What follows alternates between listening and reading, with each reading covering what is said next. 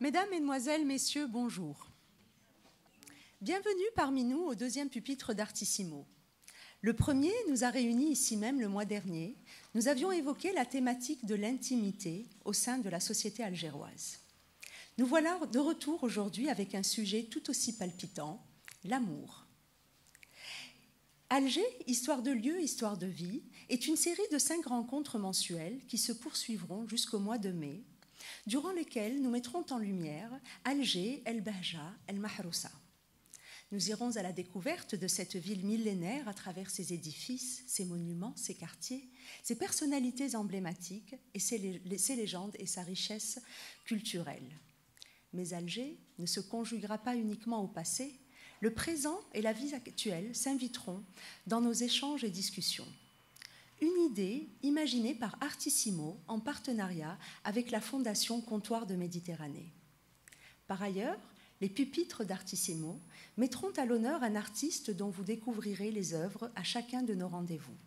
Pour cette deuxième rencontre, j'ai l'immense plaisir d'accueillir mon ami, l'artiste Miso, qui a épousé notre thématique en y consacrant cette exposition intitulée Critical Emergency, que je vous invite à découvrir en exclusivité à l'issue de ce pupitre. Cette initiative se concrétise aujourd'hui grâce au soutien de généreux donateurs qui se sont engagés à travers leurs contributions à faire rayonner la culture dans ses diverses expressions.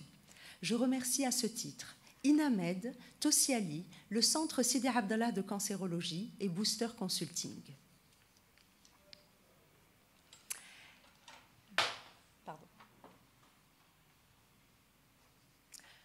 L'amour avec un grand A.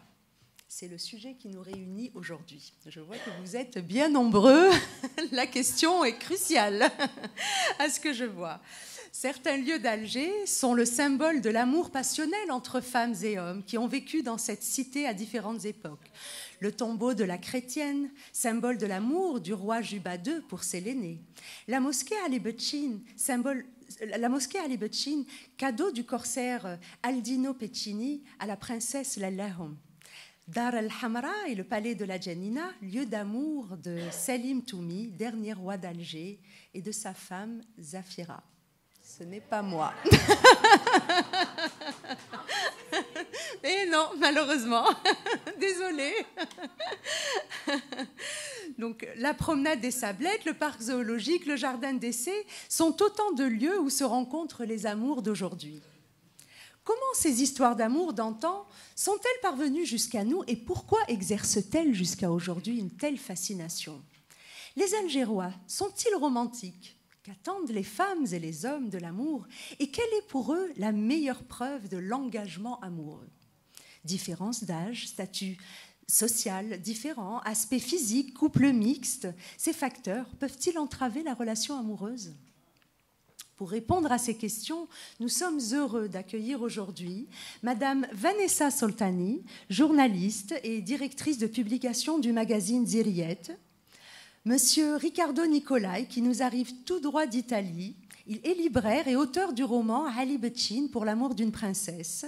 Monsieur Ares Rehimer, journaliste et auteur, qui vient de publier un ouvrage intitulé Raconte-moi Alger. Encore une fois, merci d'avoir accepté notre invitation. Bien évidemment, à l'issue de vos interventions, nous pourrons débattre à ce sujet tous ensemble. Donc, je vous propose de prendre vos pupitres. Merci. Nous allons commencer. Je commencerai par Nicolai. Alors, Nicolai, les Algériens vous ont découvert à travers votre roman Ali Bechin pour l'amour d'une princesse. Il y a eu, qui est paru juste il y a à peine un an, donc aux éditions Coucou. Qu'est-ce qui vous a poussé à vous intéresser à la vie de Ali Bechin? Comment avez-vous découvert cette histoire d'amour entre Ali Bechin et la princesse Lallahom qui s'est matérialisée par l'édification de la mosquée qui porte son nom, gage de son amour pour sa bien-aimée? Et d'ailleurs, pourquoi lui a-t-il offert une mosquée au lieu d'un palais? À vous la parole. Bonsoir à tous. Donc moi, c'est Riccardo Nicolai. Et je suis un Italien. j'ai accepté très volontiers l'invitation de Zafira. Et surtout parce qu'elle me donne la possibilité de parler d'un thème qui est l'amour. La première fois que j'ai entendu parler d'Ali Bichin, que dans ma ville s'appelle Ali Pichinin. Pichinin, c'est le diminutif de petit. Ça signifie Ali Petit.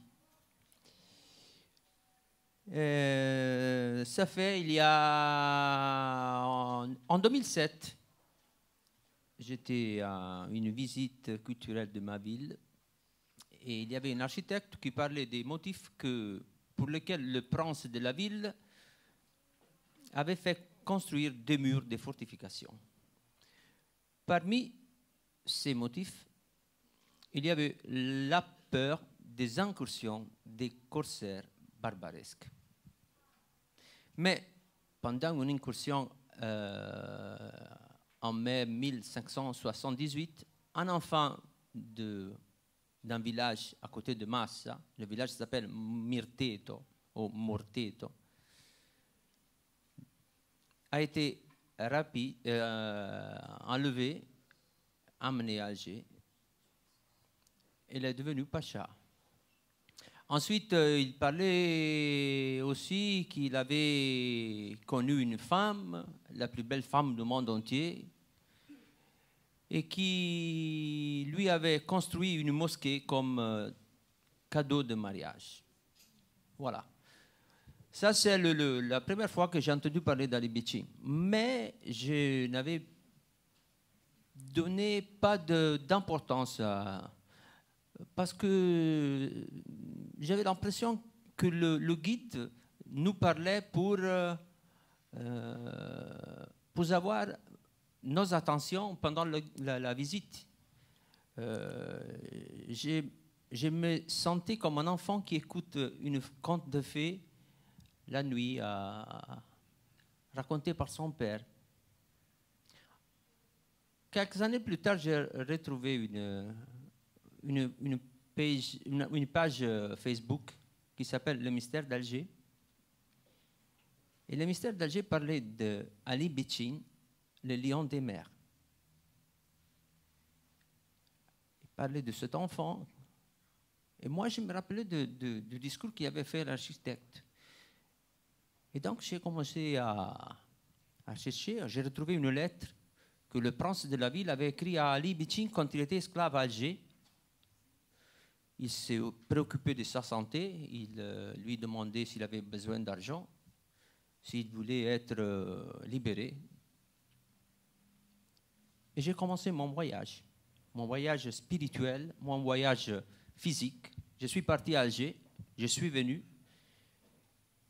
et j'ai commencé à écrire le roman.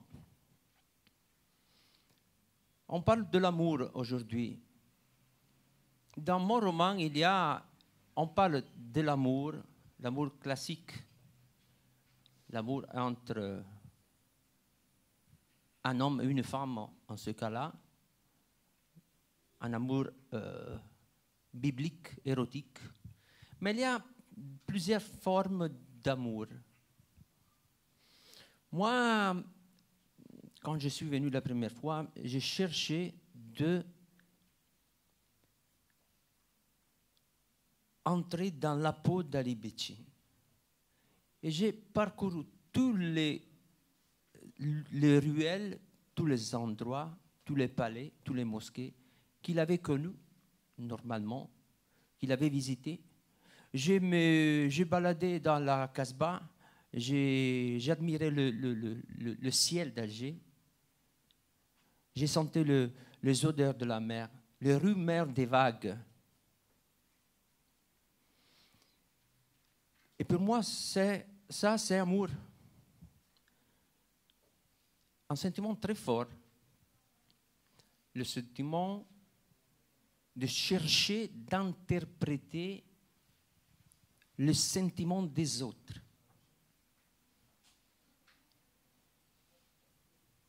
Donc j'écris ce roman, et moi je suis romancier, je ne suis pas historien.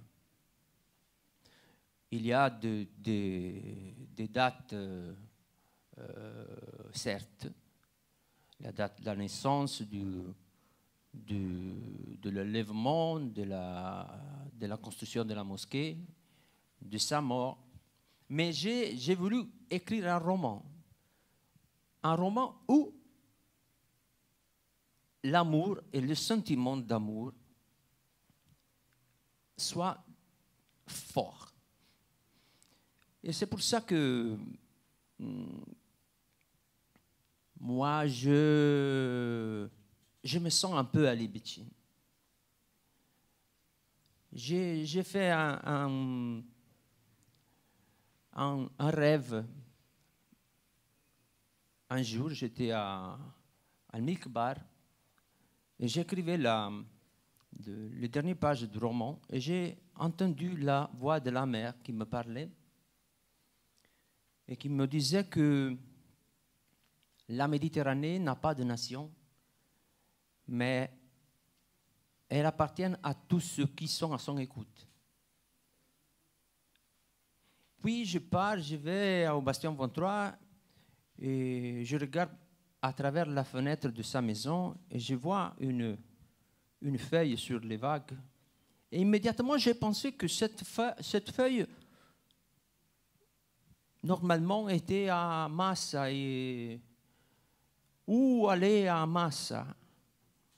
Et donc, cet amour pour la mer vue comme un pont qui relie les deux rivages. Comme dit Ali Bitchin, chaque mer a son rivage. Moi, je voulais vous lire un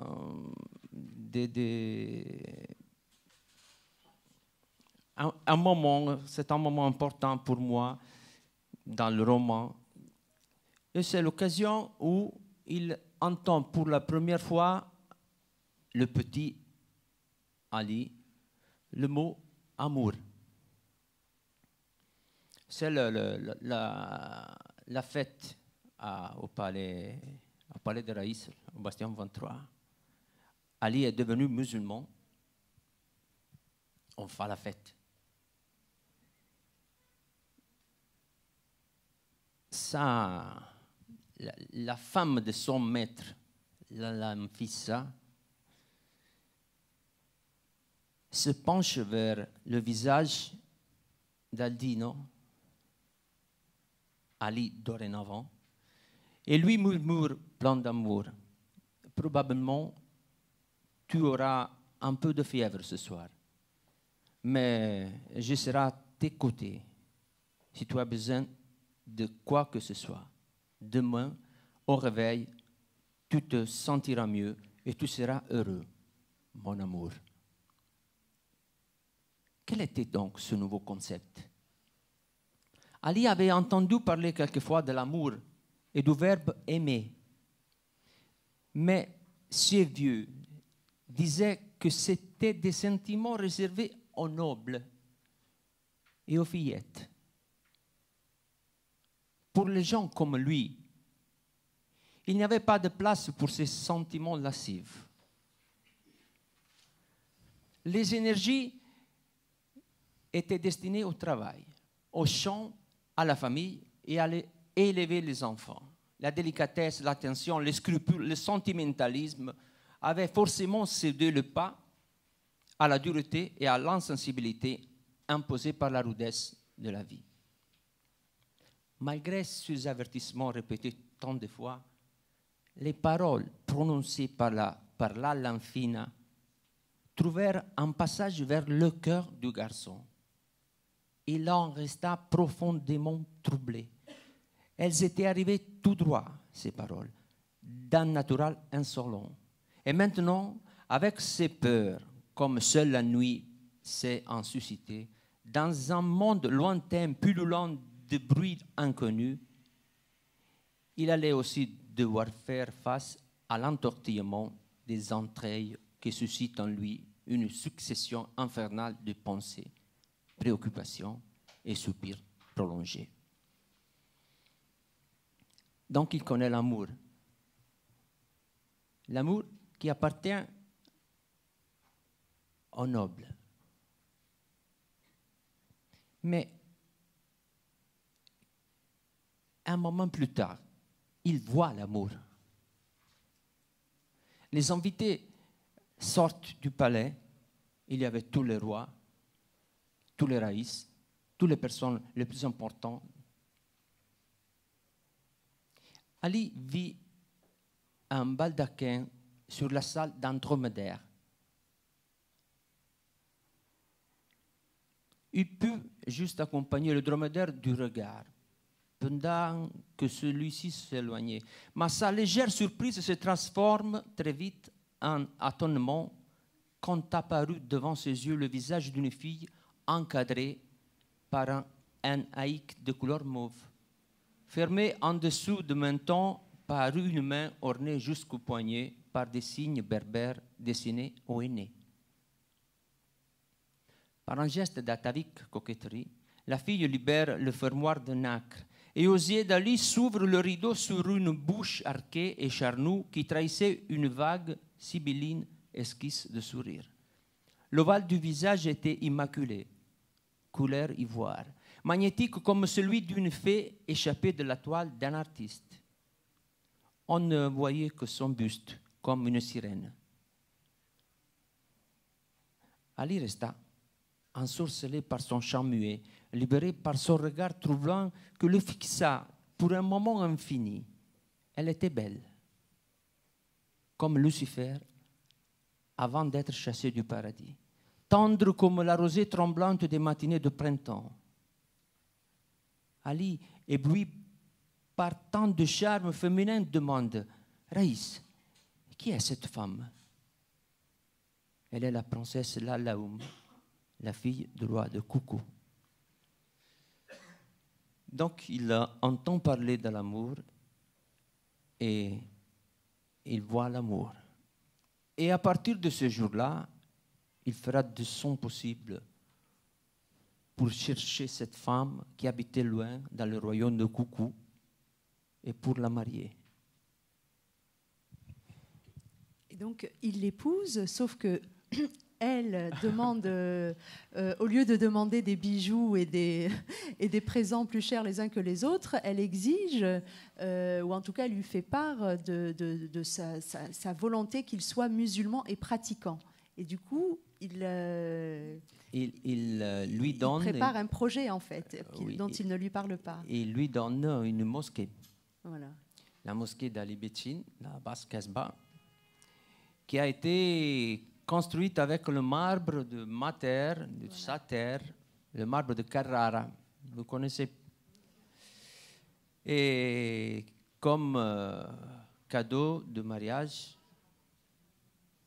et pour justifier son passage à l'islam, il lui donne cette mosquée. C'est un peu la beauté de cette histoire. Donc, vous êtes donc originaire de Massa, pour ceux qui n'ont pas lu le livre. Et Aldino donc, est né et a grandi à Massa jusqu'à ce qu'il soit...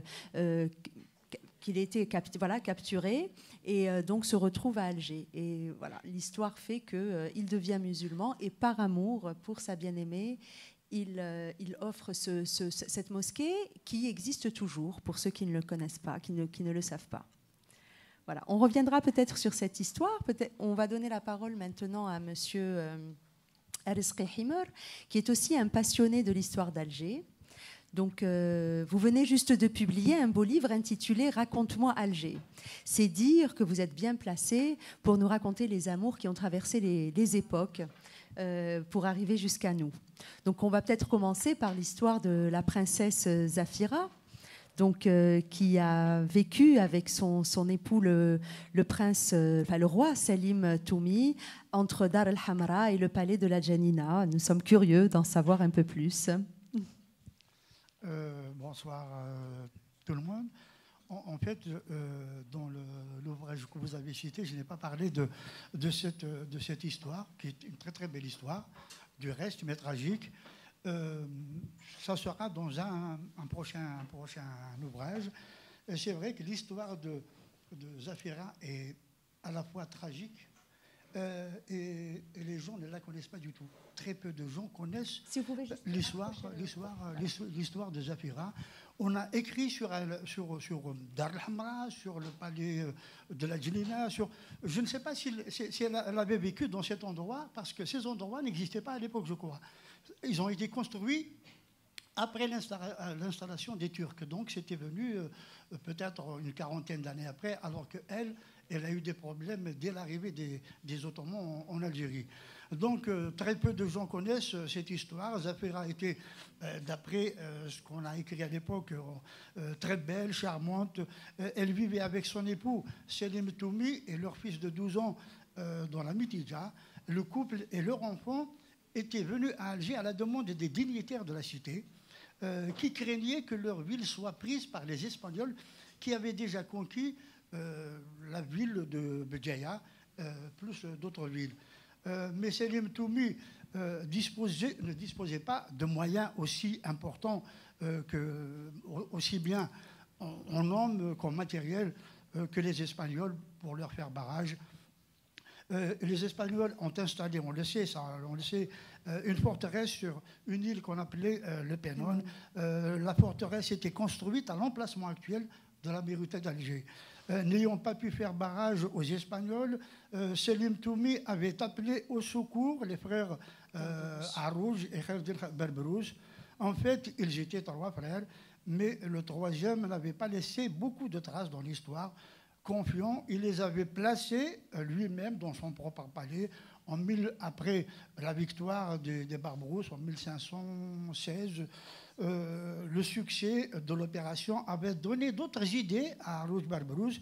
Il voulait devenir le patron d'Alger, mais ce n'était pas l'unique objectif aussi. Il voulait épouser Zafira, la femme de Selim Toumi, qu'il avait assassinée dans son hammam, à l'intérieur même de son palais.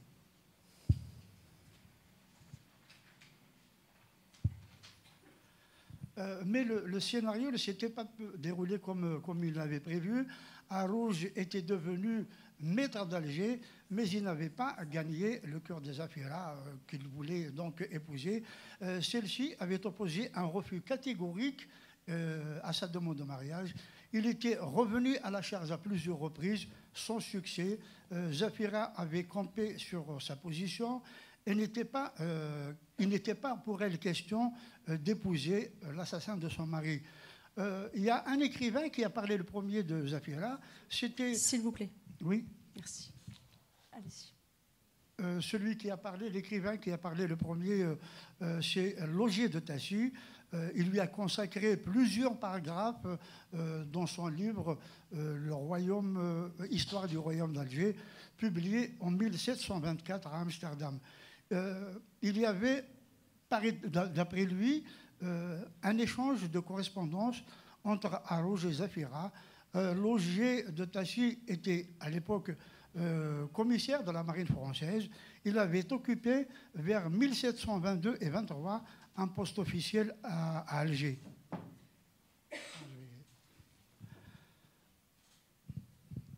Arouj avait envoyé plusieurs lettres d'amour à Zafira, d'amour d'après le texte que j'ai lu, la traduction de ce monsieur, qu'il avait comparé à un soleil.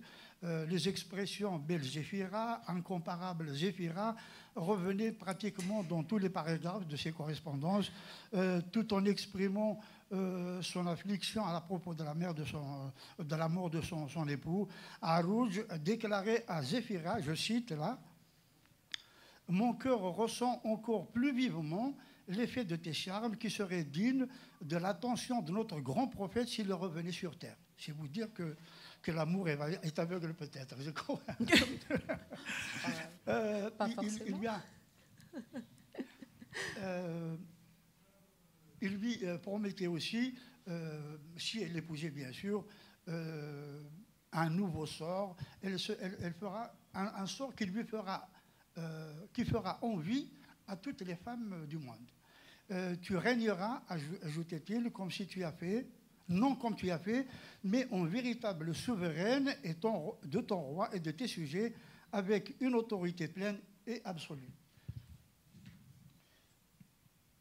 Sur ces belles paroles, alors, est-ce qu'elle accepte? Oui, la réponse de Zéphira ne faisait pas planer de doute sur sa détermination à rejeter, à refuser les avances d'Arouj. Donc, elle écrivait, d'après toujours le courrier, le document laissé par de Tassi, tout autant que moi, plus sensible à la gloire, à la grandeur et aux richesses qu'à la réputation, s'estime heureuse de se donner à toi et de partager l'éclatante fortune que tu m'offres si généreusement je ne puis accepter sans me rendre à jamais objet d'horreur et d'abomination à tous les vrais croyants. Ça, c'est la réponse de Zéphira à Arouj. Elle lui a rappelé aussi, dans sa réponse, qu'à peine son mari assassiné, il s'était emparé de la ville d'Alger, que ses soldats avaient commis des cruautés qui faisaient frémir, ils avaient tué, violé et s'étaient emparés de tout, que lui-même, Kherdin Arouj, régnait par la force, qu'il était coupable de la mort de son mari et que si elle l'épousait, la population aurait raison de dire qu'elle était complice du meurtre de son époux. Donc, elle lui a refusé, elle lui a rappelé aussi une nouvelle fois dans son courrier qu'elle comptait sur ses positions, pas question d'épouser l'assassin de son mari. Arouj rejetait l'accusation de meurtre qu'on lui a imputée. Il lui a promis de faire couler un torrent de sang innocent pour découvrir le meurtrier. Donc il était capable d'exterminer tout Alger.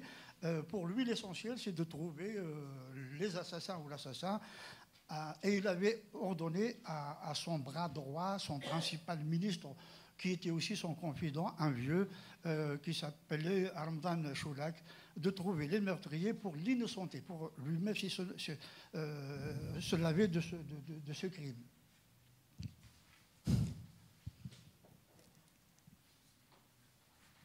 On y voit en tout cas une histoire d'orgueil, au-delà de l'amour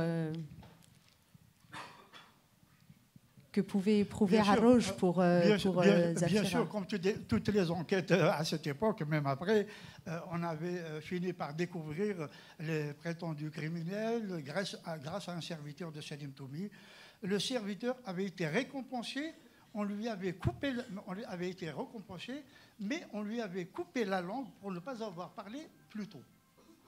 Mais en réalité, je crois qu'en vérité, on lui a coupé la langue, en lui coupant la langue, on le réduisait au silence, on l'empêchait définitivement de parler de ses crimes. Donc c'est une façon de le mettre définitivement out. Selon l'OG de Tassi, les 30 personnes qui seraient impliquées dans l'assassinat avaient été choisies parmi les plus mauvais soldats d'Arouj. Les 30 janissaires qui avaient accepté de jouer à cette mascarade devaient, après le jugement, recevoir des récompenses et être envoyés en Égypte pour couler des jours heureux. Mais Arouj, qui les avait fait étrangler devant la population immédiatement et avait accroché leur tête au mur de son palais, il avait commis ce massacre juste pour tenter de gagner la confiance et surtout l'amour de Zéphira. D'ailleurs, il le disait dans sa lettre, il lui dit « Me voilà lavé, belle et incomparable Zéphira, du crime affreux qu'on a osé m'imputer. J'ai fait mourir les complices qui l'ont eux-mêmes avoué, c'est-à-dire dévoilé. » Lui a dit dans une lettre. Peine perdue, Zéphira n'y avait pas cru. Elle était convaincue que le vrai meurtrier était bel et bien Arouj Barbrouche. Elle lui avait dit aussi dans sa réponse que ses scrupules n'avaient pas cessé après la mise à mort des 30 misérables soldats qu'elle a qualifiés de victimes innocentes. Plus loin, dans la même lettre, elle lui disait qu'elle accepterait de mourir que d'épouser un tyran comme lui. cette lettre avait poussé Arouj à passer à l'emploi de la force. Il voulait avoir Zéphira comme épouse de gré ou de force. Il avait pénétré une fois dans son appartement sans se faire annoncer. Il avait menacé de la prendre comme femme contre son gré. Zéphira avait compris qu'il ne lui restait que deux alternatives finalement, l'épouser ou se suicider, alors que ces dames de compagnie, ces servantes, lui suggéraient surtout plutôt de gagner du temps. Le lendemain, Arouj était revenu et entra dans la chambre. En s'approchant, elle saisit un couteau avec lequel elle avait blessé au bras. Au moment où il sortait pour panser sa blessure et demandait à ses gardes de désarmer Zéphira, celle-ci avalait un poison préparé la veille et meurt sur le champ. Donc Arouj était devenu fou furieux, il avait perdu tout contrôle, il avait fait rassembler les dames de compagnie et les servantes, il les avait fait étrangler puis enterrer ensemble secrètement avec leur maîtresse. Arouj avait livré la ville et ses environs aux janissaires pour commettre des viols, des vols et des violences, y compris sur les femmes et les enfants. Alors, ça plombe l'ambiance là quand même, hein. La pauvre princesse. Voilà brièvement, on peut revenir dans la discussion, voilà brièvement un petit peu sur l'histoire de la princesse Zéphira, l'épouse de Selim Toumi. C'était le dernier roi d'Alger. Ensuite, il y a eu des pachas et des deys. Oui. Et elle garde le nom de dernière princesse d'Alger aussi.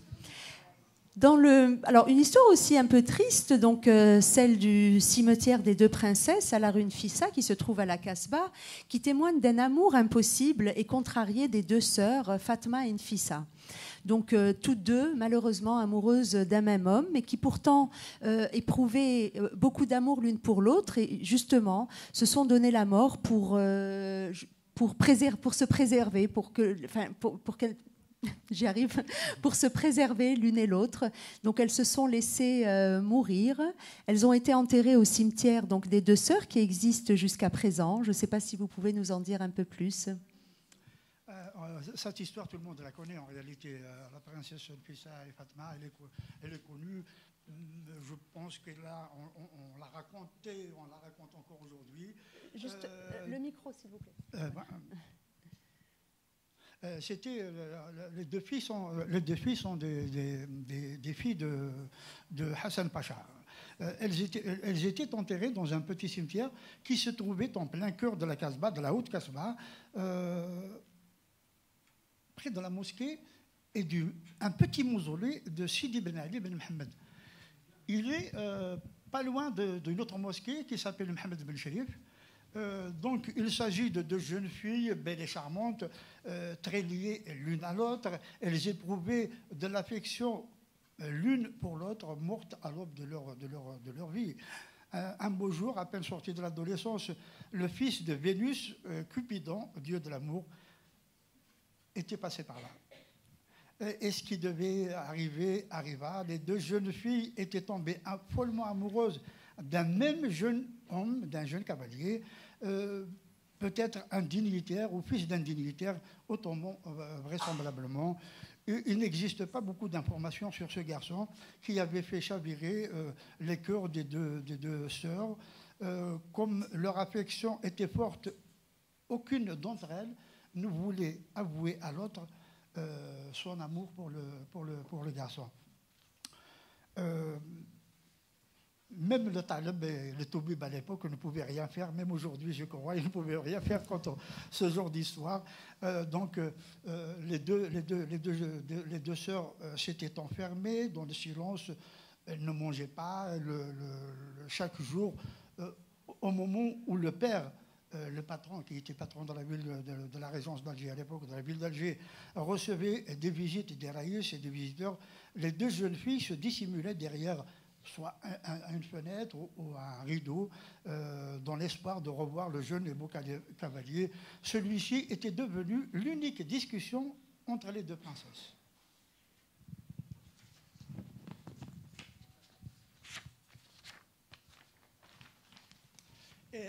Et à la même époque, il y avait un vénérable vieil homme dans le quartier. C'était celui qui est devenu maintenant le saint, le marabout Sidi Mohamed, Sidi Ben Ali Ben Mohamed. Elles aimaient discuter avec lui. Elles lui confiaient parfois leurs petits secrets. Un jour, elles lui auraient parlé du jeune cavalier et de leur souhait de l'épouser toutes les deux. Elle lui aurait demandé même d'intervenir, d'intercéder auprès de leur père pour avoir une autorisation pour cette union. Le vieil homme était interloqué, offusqué par cet aveu. Ce n'était pas possible, l'islam l'interdit, leur dira-t-il. Depuis, Nefissa et Fatma s'étaient enfermées dans le silence. Elles ne parlaient plus, on n'entendait plus les habituels éclats de rire qui donnaient de la gaieté au palais de Hassan Pacha. Elles dépérissaient à vue d'œil. À leur mort, Sidi Ben Ali, le marabout, avait demandé à ce qu'on les enterre près de lui, près de la mosquée, là où se trouve aujourd'hui le petit mausolée. Elle était inhumée à l'ombre des 3 figuiers, dont le plus grand figuier, peut-être les gens de la Casbah, les habitants de la Casbah le connaissent, s'était développé horizontalement. C'est comme si, pour protéger, pendant des siècles d'ailleurs, de ses branches et de ses feuilles, les tombeaux des 2 princesses. Sur les pierres tombales en marbre placées sur leur tombe, on pouvait lire sur la première, voici le tombeau de Fatma bint Hassan Bey, que Dieu lui pardonne, ainsi qu'à tous les musulmans, amin amin. Sur la deuxième tombe, voici le tombeau de celle qui est en possession de Dieu, Nefissa, fille de Hassan Pacha, que Dieu leur soit miséreux, ainsi qu'à tous les musulmans, amin amin. Les 2 sœurs étaient enterrées dans le petit cimetière de Ben Ali, qui comptait à l'époque, il y a une trentaine d'années, dans les années 70, à peu près une dizaine de tombes seulement. Personne n'était enterré après. Le cimetière se trouvait d'abord à la rue Mirabeau. L'artère avait été rebaptisée du nom de la princesse Nefissa en 1906. J'y arrive, plutôt en 1910,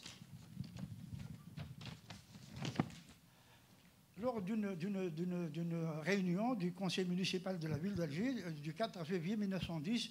Elle garde toujours le nom d'ailleurs, elle s'appelle toujours la rue Nefissa, la même appellation. Après la mort des 2 sœurs, le cimetière avait pris l'appellation donc des cimetières des 2 princesses. Il figurait sur les tablettes des circuits touristiques dans les années 30. Ça, c'est ce que j'ai découvert moi-même dans des guides touristiques de l'époque. Le cimetière n'existe plus, il a disparu maintenant. On l'a transformé depuis les années 90 en espace de prière pour les fidèles fréquentant la mosquée de Sidi Ben Ali. On ignore que sont devenus les ossements des 2 princesses. Est-ce qu'ils ont été déplacés ou ensevelis sous le béton? Ça, je ne saurais le dire. Je n'ai pas réussi à obtenir des renseignements sur ce point. Le jeune imam, il y a un jeune imam actuellement qui dirige la mosquée, la prière de la mosquée, avec qui j'ai discuté à peu près, je crois, au mois de août dernier. Ignorait tout de cette histoire même. Pas seulement des ossements, mais de cette histoire. Il ne savait pas non plus quel est le sort qui a été réservé aux ossements. La seule chose qui existe dans cet endroit, c'est le petit mausolée de Sidi Ben Ali dans un coin complètement abandonné. Voilà. Je suis désolé, je suis un peu... c'est difficile un peu de parler lorsqu'on a perdu, on a laissé ses dentiers...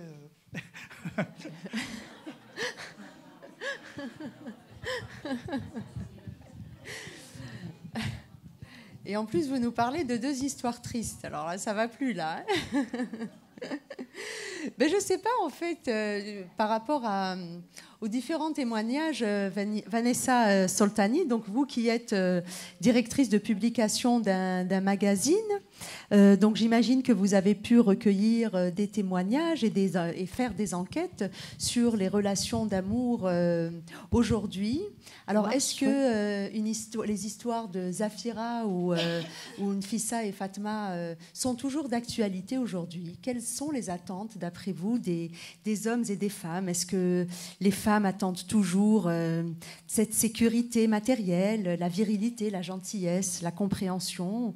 Est-ce que les hommes attendent toujours la douceur, le dévouement, la bonne cuisine, les maisons bien tenues? Pensez-vous que les Algériens aujourd'hui sont romantiques? Et en même temps, où se rencontrent-ils aujourd'hui? Avant d'être mariés, bien sûr. Toutes ces questions qui parlent d'amour, qui traitent de l'amour. Et avant de vous parler en tant que directrice de publication d'un magazine généraliste pour femmes, Zéliette, j'aimerais revenir un tout petit peu et très brièvement sur la genèse de ce magazine qui, à la base, fait partie de mon histoire personnelle et qui, à la base, est né d'une histoire d'amour un peu pas comme les autres. À savoir que le magazine et notre histoire avec mon époux est intimement liée. Et c'est pour ça que quand vous m'avez invité à intervenir cet après-midi, j'ai refourgué mes enfants à mon mari. J'ai dit vite.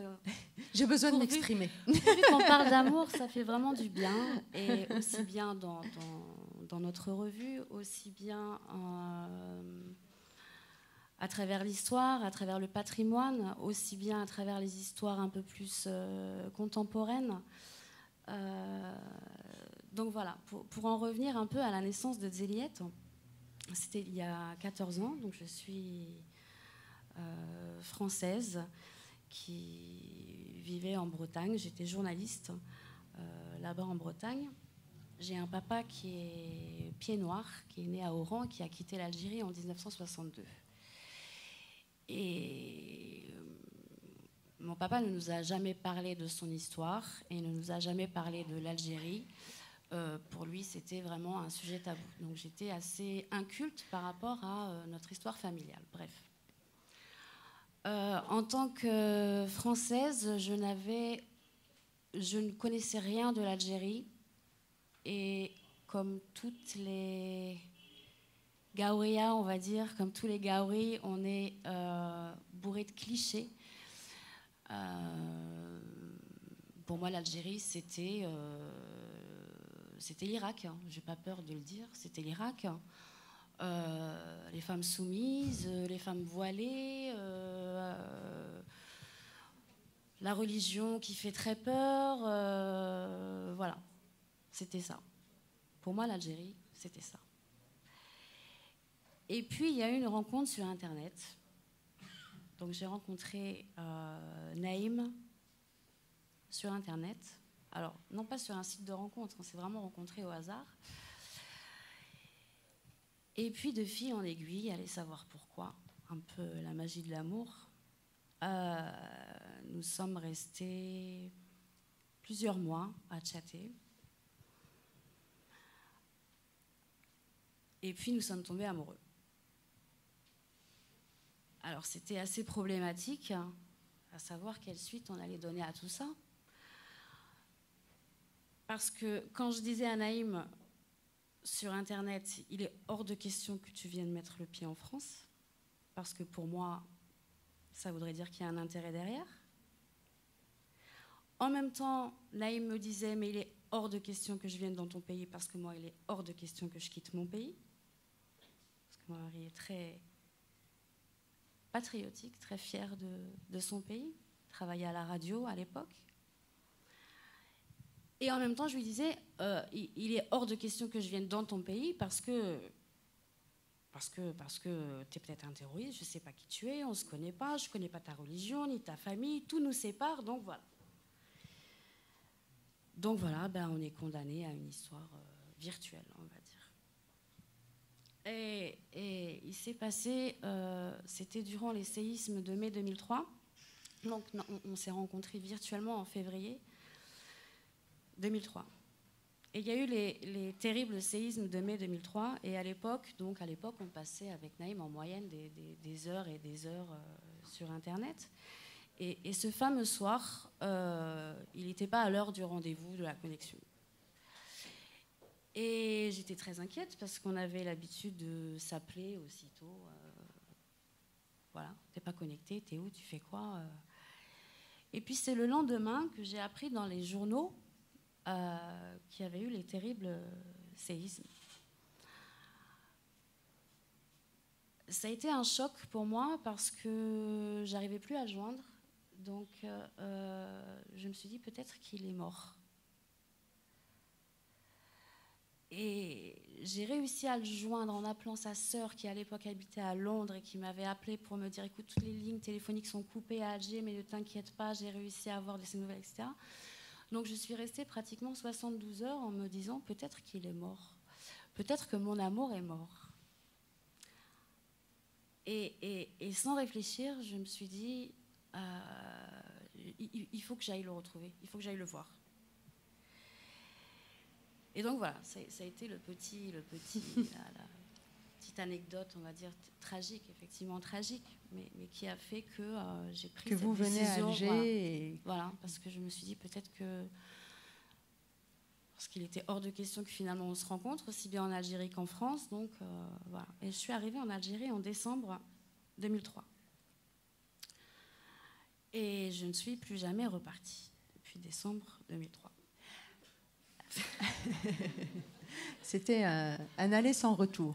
Alors, on va peut-être revenir sur cette question justement du début de votre relation donc en Algérie avec les différentes, j'imagine, difficultés dues à cette différence de culture. Ah oui. Mais avant ça, si vous permettez, j'aimerais bien que votre expérience de journaliste ici nous parle de l'amour des Algériens aujourd'hui. Il y a eu beaucoup de numéros qui ont été dédiés aux relations amoureuses. Qu'est-ce qui ressort de tout ça par rapport aux histoires un peu plus anciennes que nous venons d'évoquer ? Pour parler de l'amour ici en Algérie ou du romantisme des Algériens, je prône et je clame haut et fort que oui, les Algériens sont d'un romantisme à fleur de peau. À travers tous les sujets, je parle au nom de Zéliette et au nom de toutes les analyses qu'on a pu faire au fur et à mesure des milliers et des milliers de témoignages qu'on reçoit depuis 14 ans, depuis que la revue existe. Les hommes et les femmes sont romantiques, sont en quête de romantique. Oui, on pourrait se dire que la société est rude, elle est violente en ce sens que exprimer l'amour entre un homme et une femme, on ne peut pas forcément se balader comme on veut dans la rue. Quand un couple va se marier, effectivement, ils n'ont pas forcément le choix d'aller vivre dans un bel appartement ou dans une maison avec la crise du logement, etc. Mais peut-être que ce sont toutes ces difficultés du quotidien qui font que dès qu'on a cette petite occasion d'exprimer ne serait-ce qu'un peu de romantisme, et je ne parle pas forcément de grands achats ou de preuves d'amour, je parle de ces petites choses du quotidien. Par exemple, on a traité d'un sujet dernièrement sur les demandes en mariage les plus insolites, voire les plus romantiques. Et c'est vraiment très touchant à lire et on pourrait se dire, on pourrait publier ce genre d'article sur des dizaines et des dizaines de pages. Malheureusement, c'est une rubrique qui ne fait que 2 à 3 pages, donc il faut vraiment condenser et réduire. Et toutes ces femmes qui témoignent sur ces futurs époux qui sont donc venus demander leur main.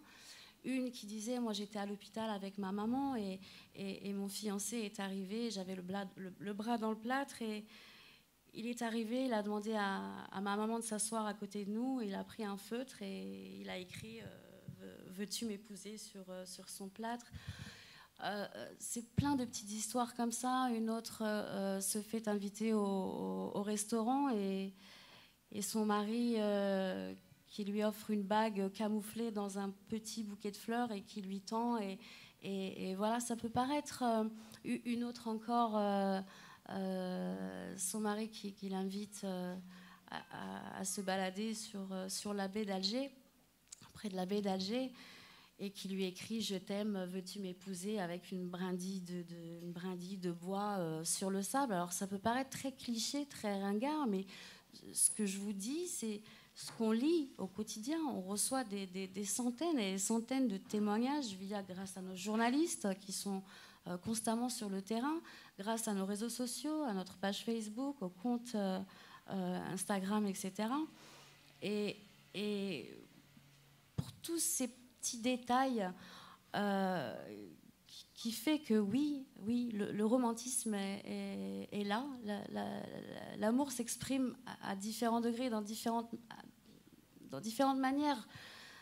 Et les attentes, est-ce qu'elles ont évolué ou régressé? Je pense que les attentes d'un homme et d'une femme, d'un couple, ce qu'on attend, j'essaye de trouver le dénominateur commun de tous ces témoignages qu'on reçoit au quotidien. Je pense que la première chose qui en ressort, c'est la sécurité. Alors aussi bien la sécurité matérielle, parce que je pense qu'il ne faut pas se leurrer. Après, effectivement, ça dépend du niveau social, ça dépend de la personnalité, ça dépend de beaucoup de facteurs, c'est clair. Maintenant, oui, la sécurité matérielle est pour une femme quelque chose d'important. Être une femme en Algérie n'est pas chose facile, sa condition n'est pas facile. Mais quand je parle de sécurité matérielle, je parle aussi de sécurité, c'est-à-dire l'épaule sur laquelle se reposer. Une femme, à travers tous les témoignages qu'on peut avoir dans la revue de Zéliette, ce qu'il en ressort en dénominateur commun, je dirais oui, la sécurité matérielle et la sécurité morale, cette force d'avoir un homme à la maison, d'avoir son homme. Et c'est pas comme à l'étranger où c'est vraiment beaucoup plus individualiste, chacun pour soi, chacun égal, chacun non. Là, la femme algérienne est vraiment fière de cet homme algérien avec sa rejla, avec sa pudeur, avec sa fierté, mais en même temps ses fragilités, sa faiblesse. Voilà, c'est ça qu'il en ressort. Et les attentes des hommes? Alors les attentes des hommes, bon, nous ne sommes pas une revue féministe, mais bon, il faut bien le dire. Pardon, excusez-moi. Les attentes des hommes, je dirais...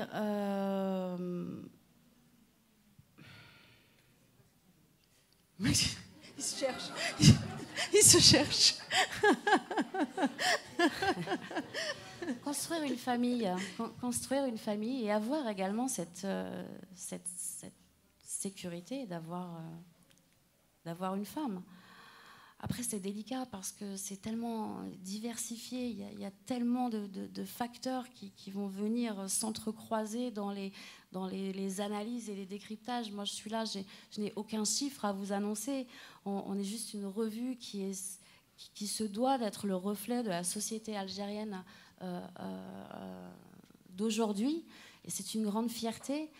Maintenant, je ne vous cache pas qu'à chaque réunion de rédaction, c'est très intense et quand on essaye de débattre ou quand on amène des sujets et quand on récolte ces témoignages, mais on se dit, mais finalement, nous, on a tout faux. On croit avoir bon en pensant ça, mais regardez tous ces témoignages, tout ce qui nous arrive, tout ce que...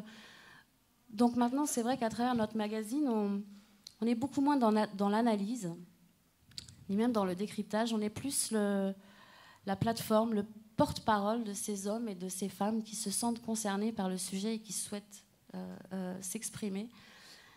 Parce que c'est tellement diversifié que ce serait dommage de généraliser un point au détriment d'un autre. Donc c'est pour ça, voilà, pour revenir à les attentes des hommes, c'est vraiment avec précaution, parce que c'est tellement diversifié. Je dirais oui, construire une famille. Et cette sécurité d'avoir une femme et puis d'avancer aussi dans la vie. Je vais vous raconter juste une petite anecdote. C'était lors de l'édition du mois d'octobre rose, l'année dernière, la lutte contre le cancer du sein. Et nous avions donc nos rubriques santé. On voulait parler du cancer du sein, non pas comme analysé d'un point de vue de société, etc., mais on voulait laisser la parole, non pas à une femme qui avait subi l'ablation du sein, mais à un homme qui avait accompagné sa femme durant cette épreuve de mastectomie, de chimiothérapie, etc. Nous avons reçu énormément de témoignages. Et c'était dans notre rubrique Récit de vie. C'était très touchant à lire de voir cet homme, donc l'article rédigé par un homme, signé par la main d'un homme, et qui racontait le quotidien de sa femme qui était juste atteinte du cancer du sein et qui était presque effondrée. Et son mari partait dans la chambre pleurer en silence pour pas que sa femme ne l'entende. Et dès que sa femme se regardait dans la glace, il était là à faire le clown, donc je retranscris ce que lui écrivait. Et il nous a raconté qu'il a écrit, j'ai du mal à trouver les mots parce que c'est très très très touchant, lorsque sa femme a été en chimiothérapie et qu'elle a perdu tous ses cheveux, cet homme est arrivé dans la salle de bain et regardait sa femme et il dit écoute, je vais faire un tour et je reviens. Et il est parti chez son barbier et il s'est rasé la tête. Et il est rentré chez lui à 22h, le crâne rasé. Et puis voilà, c'était un instant de vie particulièrement touchant et il n'était pas le seul. Voilà, on a reçu beaucoup de témoignages quand on a voulu faire parler les hommes. Zeyet est également une plateforme pour l'expression des hommes. D'accord. Et pour revenir justement à votre histoire personnelle, donc qui peut être considérée comme en tout cas une entrave, ce qui a pu être considéré comme une entrave du fait de la différence de culture. Alors, vous allez nous en parler, mais dans ces barrières que l'on peut trouver, est-ce que vous avez des témoignages qui sont relatifs à la différence de couleur de peau, à la différence de statut social, à la différence d'âge aussi? Est-ce que ça existe toujours? Est-ce qu'aujourd'hui, on est toujours dans cette actualité du fait des étiquettes, du fait d'un certain conservatisme? Ah oui. On pourrait commencer déjà avec votre histoire, si vous le voulez bien, et ensuite nous parler du reste. Pour mon histoire, je dirais qu'on est dans les extrêmes. On avait pour moi un couple mixte et victime de toutes les entraves à l'amour, puisqu'on n'a plus aucun repère. Pour essayer de vulgariser un petit peu, définir l'amour, c'est quoi? Tomber amoureux, c'est quoi? C'est vouloir un peu se reconnaître dans les yeux de l'autre. On recherche un peu de l'assurance, on recherche un peu de la protection. C'est vrai quand on dit quand on tombe amoureux, moi je suis tombée amoureux de lui parce que on partage le même point de vue, parce qu'on est d'accord sur ça, parce qu'on écoute la même musique, parce qu'on a des points communs. Mais à partir du moment où on n'a aucun point commun, où la culture et l'environnement font qu'il n'y a aucun point commun, que dans l'éducation il n'y a aucun point commun, la famille, la manière de communiquer, la langue, l'environnement. Donc, oui, il y a 14 ans, en fait, et quand bien même dans les personnalités, parce que nous sommes deux personnalités aux antipodes l'une de l'autre avec mon époux,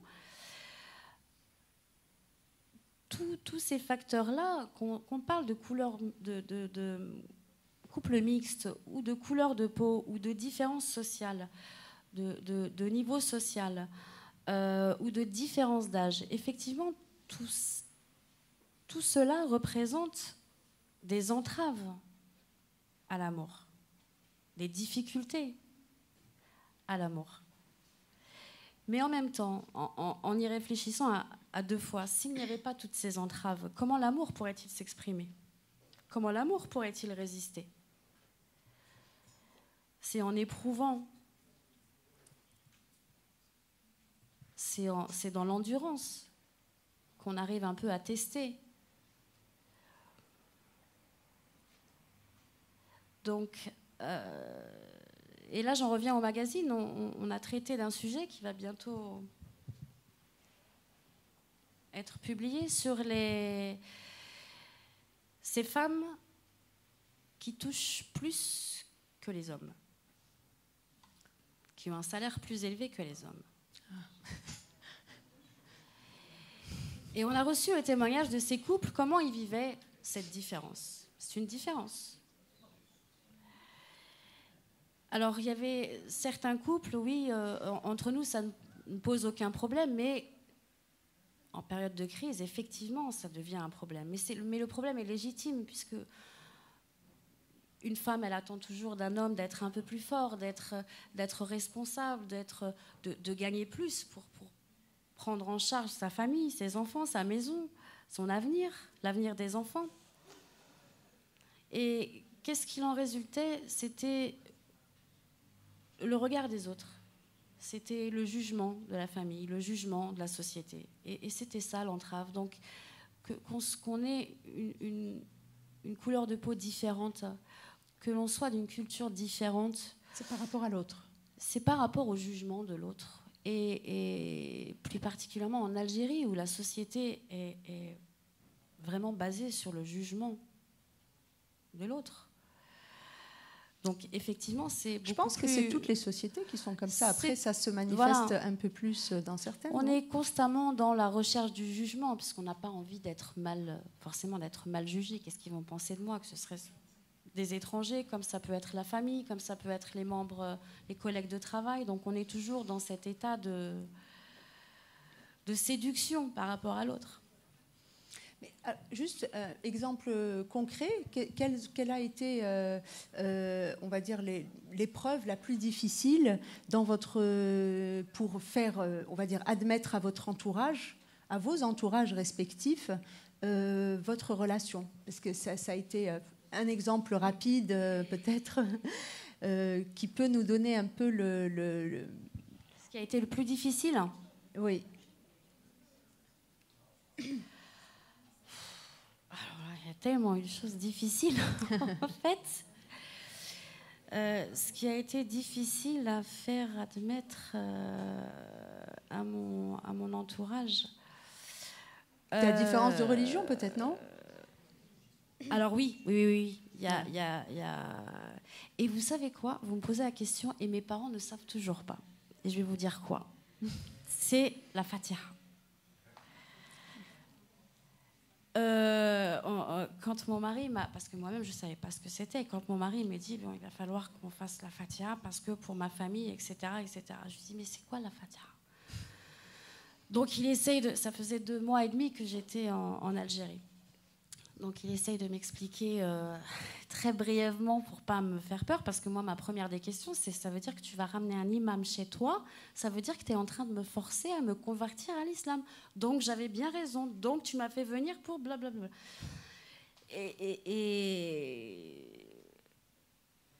Et donc, moi, j'étais convaincue que la Fatiha, c'était des fiançailles. Je dis, mais la Fatiha, c'est la fiançaille. Elle me dit, non, parce qu'il y a l'imam qui vient. Bref, on a fait la Fatiha. Et ça a été un moment inoubliable parce que j'ai été considérée comme une reine le matin. On s'est occupé de moi, on m'a envoyée chez la coiffeuse, je ne comprenais rien, on m'a habillée avec une robe kabyle, ma belle-mère qui est venue m'apprendre à danser dans la chambre, on m'a mis des bijoux partout. On avait des plateaux de poulet et de crudités à 4h30 de l'après-midi. Moi, je ne comprenais pas pourquoi on mange autant à cette heure-là. Et on était dans un petit comité très restreint, on était une dizaine de personnes. Et puis l'imam qui vient dans la petite chambre, etc., etc. Et puis on a pris des photos. Et puis donc j'ai dit à ma mère, on sait avant de se marier, on va faire une petite fête à la maison. Mais je lui ai absolument pas parlé de la Fatiha parce que c'était Trop compliqué, trop difficile. C'était trop difficile. Et quand ma mère avait vu les photos où j'étais habillée en robe kabyle, même là, elle avait un petit peu peur. Au bout de 2 mois, elle ne comprenait pas. Mais voilà, la Fatiha, mes parents, à ce jour, ne savent pas que j'ai fait la Fatiha. Oyez, les parents de... Sachez que... Alors, je vous préviens, s'il y a une fuite sur les réseaux sociaux... De toute façon, c'est filmé en direct, donc... mais bon, 14 ans après, il y a prescription. J'assume parfaitement. Et alors, du coup, vous avez parlé justement de bijoux, de cadeaux, d'avoir été comme une princesse. Et alors, je sais pas, je reviendrai vers vous, Ricardo. D'après vous, cette notion du cadeau, donc vous nous parlez, vous, de la princesse Leila Home, donc qui reçoit une mosquée, mais d'autres, voilà, avant, avaient reçu souvent, ça se matérialise par des bijoux, en tout cas des cadeaux de valeur, quel que soit le niveau social. Est-ce que, d'après vous, c'est véritablement cette notion du cadeau que l'on offre, et souvent c'est l'homme qui offre à la femme, c'est véritablement la preuve d'amour? Et est-ce que, quelque part, c'est pas aussi une manière, si on devait être un peu plus calculateur, une manière de la piéger ou d'en faire aussi sa propriété? Quelle est la part du romantisme et du calcul à travers ce cadeau qui est considéré aujourd'hui comme une preuve a priori? De toute façon, on vous donnera la parole.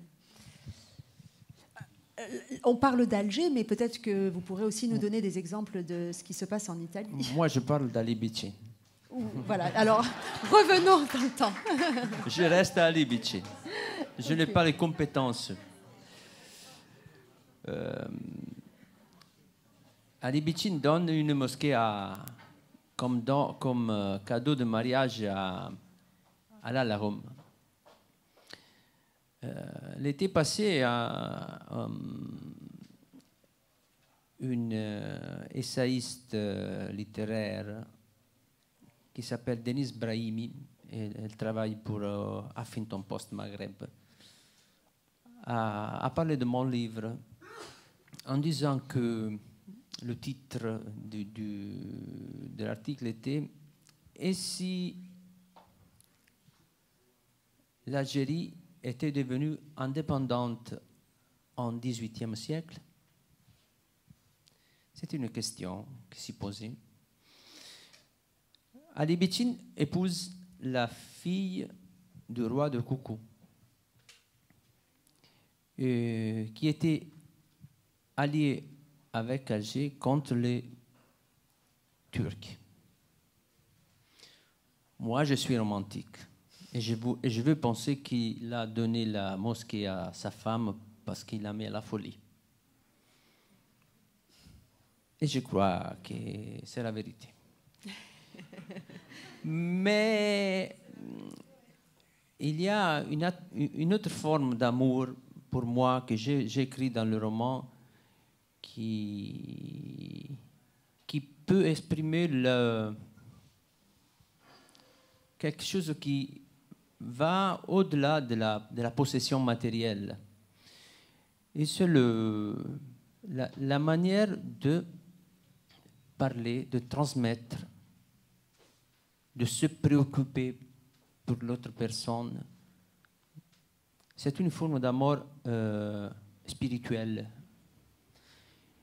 Et moi, je l'ai constaté quand j'écrivais ces pages. Parce que je me suis imaginé que Ali Bici, qui était blessé,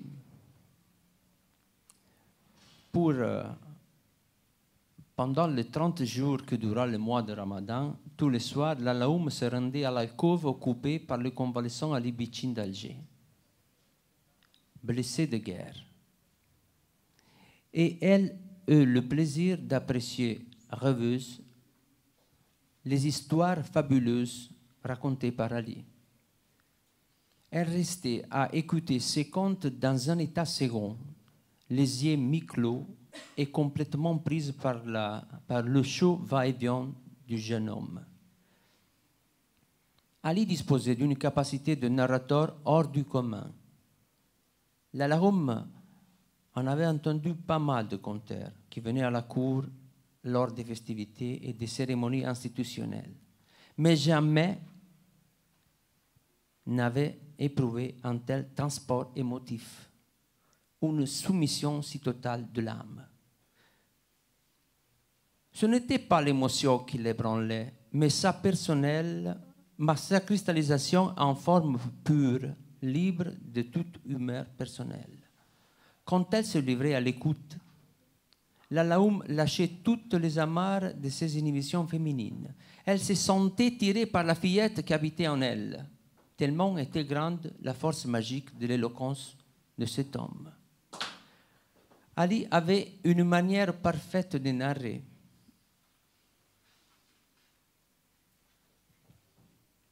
Les modulations de sa voix, le volume, les pauses, le rythme, parfois dynamique, parfois lent et calme, la fluidité du discours, tout concourait à donner une infinité de nuances aux paroles. Les phrases prononcées par Ali flottaient sur la ligne de l'horizon, se balançaient, s'arrêtaient et puis se posaient pour former un élixir fabuleux, iconique, magnifique. Paroles pures et vierges, paroles qui imprégnaient le vif présent d'un passé ancestral, enveloppé de magie. C'est la possession d'amour pour moi, c'est ça. La relation qui se construit, effectivement. En tout cas, elle a été très intelligente parce que quelque part, en lui demandant elle lui demande d'être un grand pratiquant. Et du coup, lui, quelque part, elle le pousse un peu dans ses retranchements pour être sûre qu'il est musulman pratiquant. Donc, elle n'exige rien, en fait, rien d'autre. Donc, elle était vraiment inscrite dans une spiritualité très importante et n'était pas attachée aux biens matériels. Donc, ça, en tout cas, c'est ce que vous écrivez dans votre livre. Il y a aussi, peut-être que là, on va commencer les échanges avec vous, cher public, parce qu'il y a aussi la partie un peu sombre qui a été quelque part traitée par Monsieur Heimer à travers l'histoire de Zafira, donc qui est peut-être le côté sombre de l'amour, celui de la jalousie, celui de la trahison, celui de la possessivité. Et il y a vous pourriez éventuellement nous faire part soit de témoignages ou d'histoires qui n'ont pas été, qui ne se sont pas forcément bien terminées. En tout cas, pour ma part, moi, j'ai déjà vécu ça. Une histoire que j'ai pu, qui a été vécue par une de mes voisines il y a quelques années, qui a été assassinée par amour par son ami. Et donc j'avais vu ce couple. Ils n'étaient pas mariés, mais ils s'aimaient intensément et passionnément.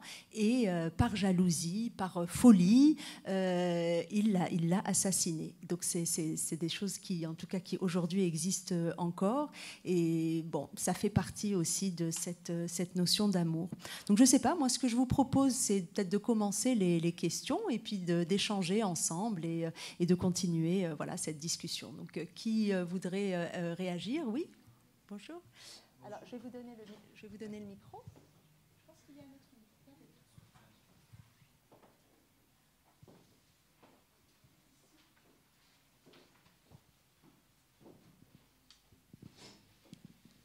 Bonjour, merci de ce moment et honoré d'être parmi vous. Je prends la parole parce que je ne vais pas pouvoir rester non plus trop longtemps aujourd'hui. Je suis français d'origine, je vis en Algérie depuis 93-94. Donc je suis venu en Algérie pour une raison et j'y suis resté pour une autre. Et cette autre raison, c'était l'amour.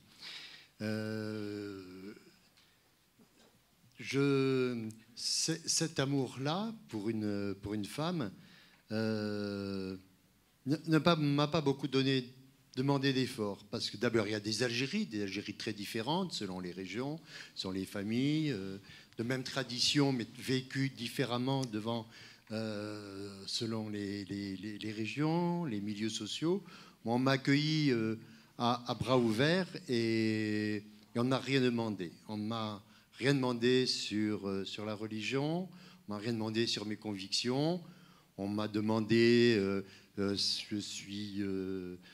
été accueilli dans une famille plutôt pauvre, modeste, et on m'a demandé comment c'est chez toi, si jamais tu pars avec ma fille, est-ce qu'il y a des supermarchés, des cinémas dans ta ville? Je lui ai dit oui, c'est Wali, il y a un cinéma, il y a tout ce qu'il faut.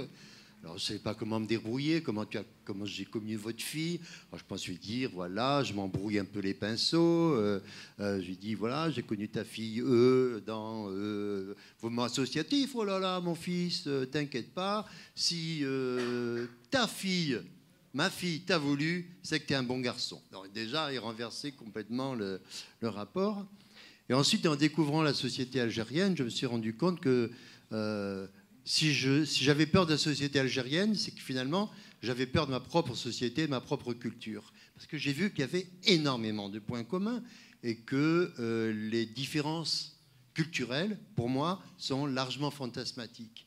Si on connaît l'histoire de la France, des régions, moi je suis du sud-ouest de la France, dominante rurale, leur rapport au regard de l'autre, dans les campagnes, dans les petites villes, le rapport à la religion, comment il est vécu, le rapport à l'amour, le rapport au mythe, à la sorcellerie, aux guérisseurs, sont fondamentalement les mêmes, peut-être à 30, 40 ans, 50 ans de différence.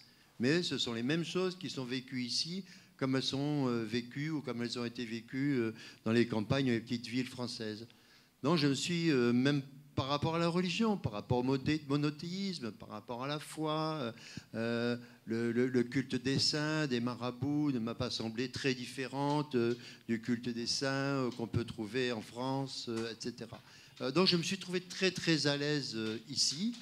Donc je tourne pas mal en Algérie pour des raisons professionnelles, dans le sud, dans l'est. On est allé ensemble avec mon ami là, vers la région de Mostaganem. On a eu l'honneur d'assister à des cérémonies religieuses de femmes dans la Tariqa Alaouia.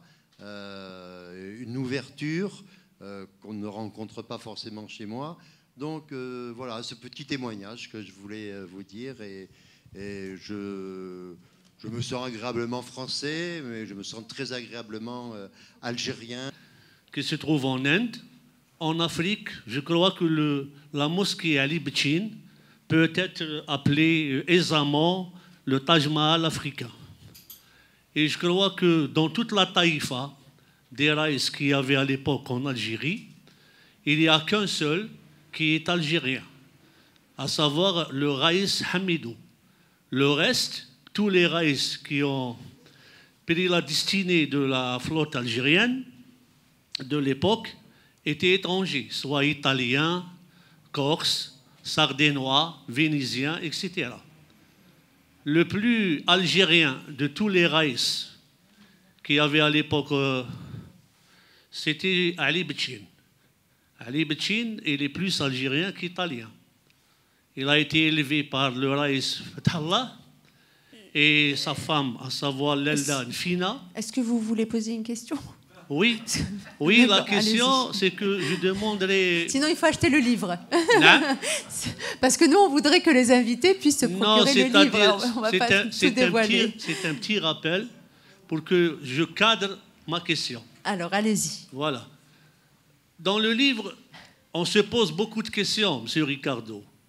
Est-ce que Ali Bchin voulait l'autonomie de l'Algérie à l'époque en désobéissant au calife ottoman, à savoir le calife Ibrahim? C'est pour cette raison-là, pour cette désobéissance, il a été assassiné. La question, elle mérite sa place. On voudrait bien savoir aussi, M. Ricardo, concernant le destin de son enfant, l'enfant Chelebi. On ne connaît rien du tout. Qu'est-ce qu'il est devenu? Et je crois qu'il est temps de jumeler la ville de Massa, la ville natale d'Aldo Piccini, avec la Casbah d'Alger. Ça, c'est pour M. Ricardo. Pour M. Himer, concernant l'histoire de Zafira et de Arrouj, il n'y a rien d'amour là-dessus. Il n'y a pas d'amour. L'amour qu'avait Zafira, c'était pour Salim Toumi, qui était à l'époque Sheikh el-Bled. On pouvait l'appeler le sultan. Mais il n'y avait pas d'amour entre Zafira et Arrouj. Ça, c'est une certitude. Et Salim Toumi n'a pas fait appel au frère Arrouj. Jamais il ne les connaissait pas, il a fait appel au sultan ottoman. Il lui a demandé de l'aide parce que Alger était envahi par les Espagnols et qu'à l'époque, les Algérois n'avaient pas la force pour faire face. C'est le calife Ibrahim qui a délégué les frères Arrouj. Et pour l'assassinat, parce qu'on penche plus pour l'assassinat que le suicide de Zafira. Parce qu'à travers les correspondances que vous avez bien voulu nous lire, on voit très bien une femme pieuse, très pieuse. Et pour une femme pieuse, le suicide, vous savez très bien qu'il est interdit par notre religion. On pencherait plus à l'assassinat, comme son mari a été assassiné. On croit que Zafira aussi a été assassiné par le refus de la demande du mariage de Arrouj. Concernant les deux princesses... Par contre, il va falloir faire vite, là. Oui, oui. Dernière question. Pour les deux princesses, à savoir Nafissa et Fatima, une exception a été faite pour elles, à savoir être enterrées à l'intérieur de la mosquée de Sidi Ben Ali. Parce que les musulmans n'enterrent pas dans la mosquée. On a fait une exception pour ces deux filles-là, les filles de Hassan Pacha. Enfin, je voudrais plus m'étaler, mais je préfère laisser la parole à d'autres. Et je vous remercie. Hein. Merci. Par rapport, enfin voilà, répondez. Après, il ne faut pas que l'on sorte du cadre de notre thème. Merci. On va répondre et puis je vous donne la parole. D'accord ? À propos du fils d'Ali Béchin, moi je suis un romancier. Et moi, je termine l'histoire d'Ali Béchin à la fin de ce jour. Mais j'ai lu dans un livre historique que Ali Béchin a eu un enfant qui s'appelait Chalabi et que lui aussi a été un raïs de la flotte d'Alger, de la régence d'Alger, et qu'il a vécu à l'époque de Raïs Mezzomorto. Je ne sais rien d'autre pour le moment. Merci. Monsieur Himer, peut-être ?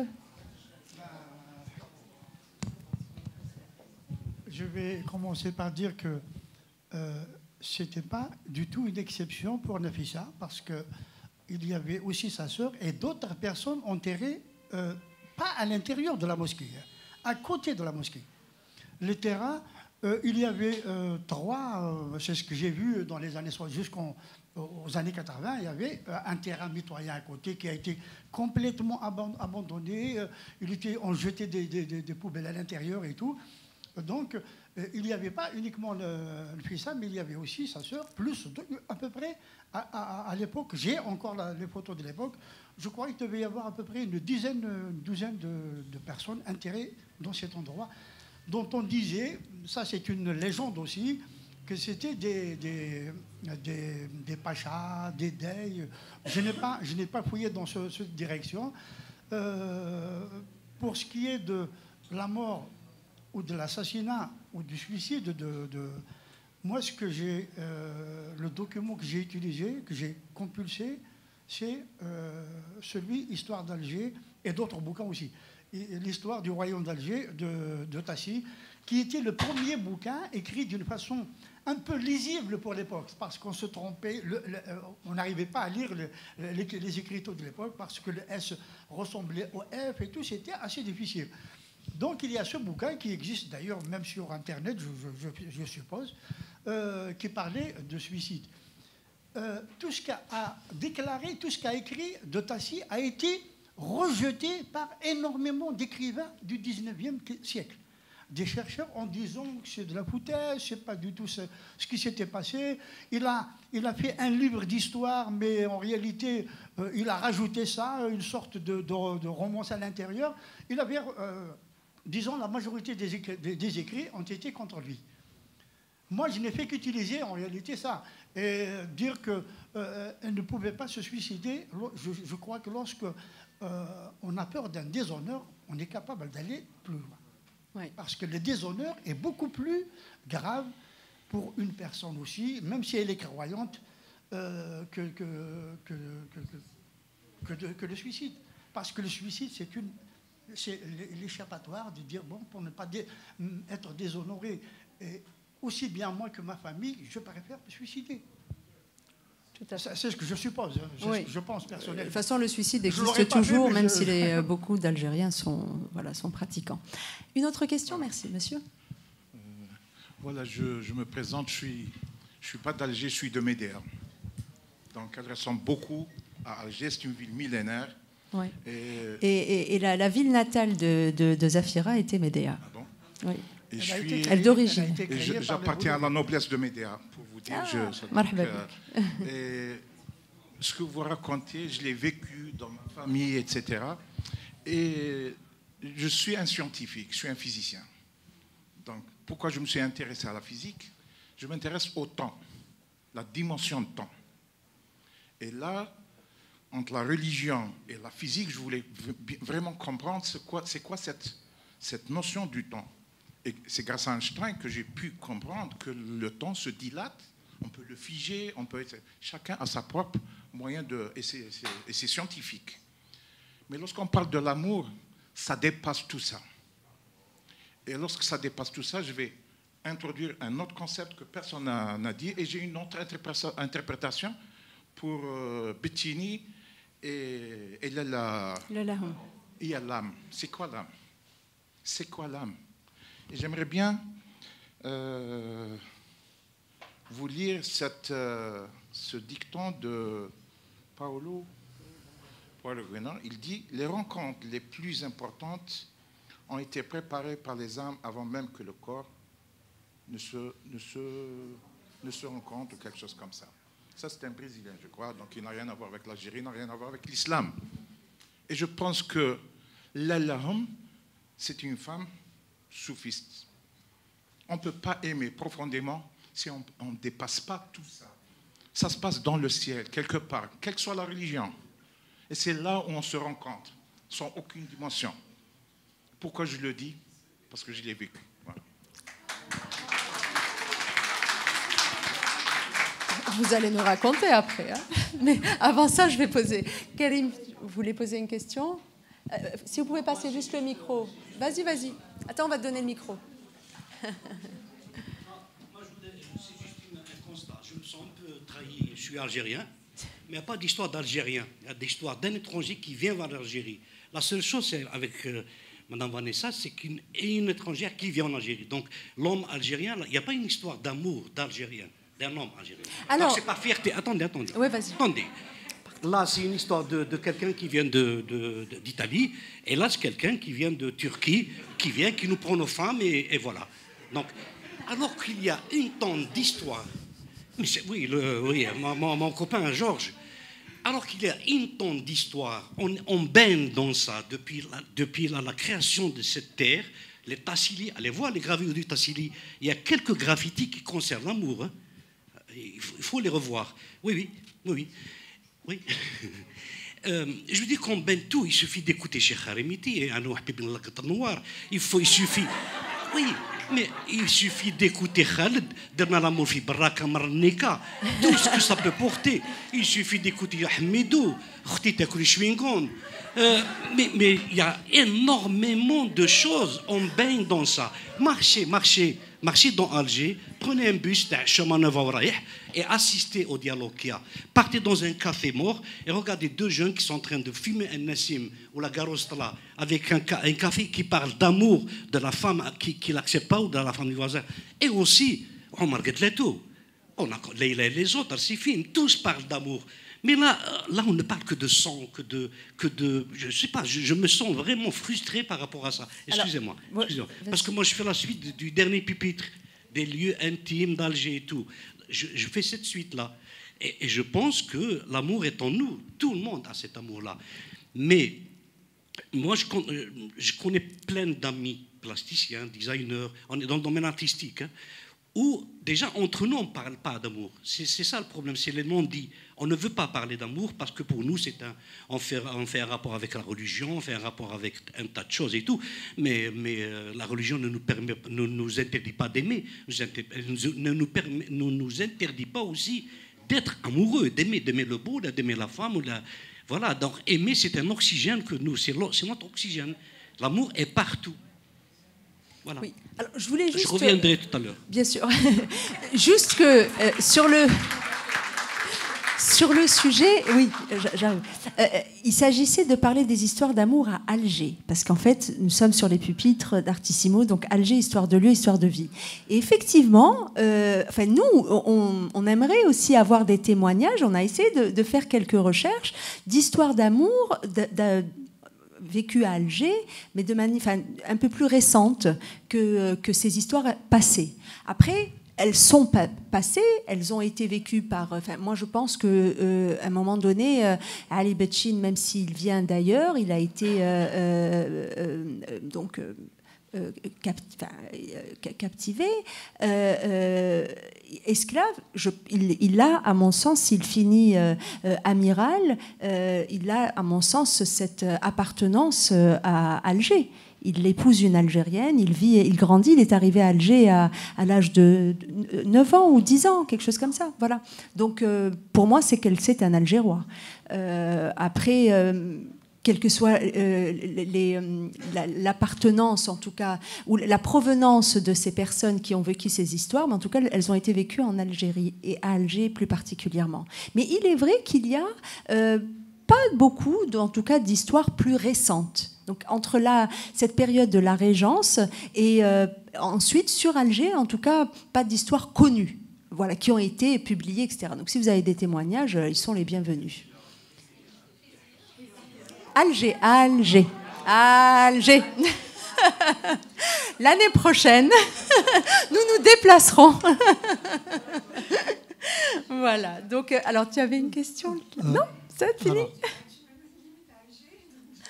Mais je ne limite pas ta parole. Alors, j'ai le micro. J'en profite. Il est où? Vas-y.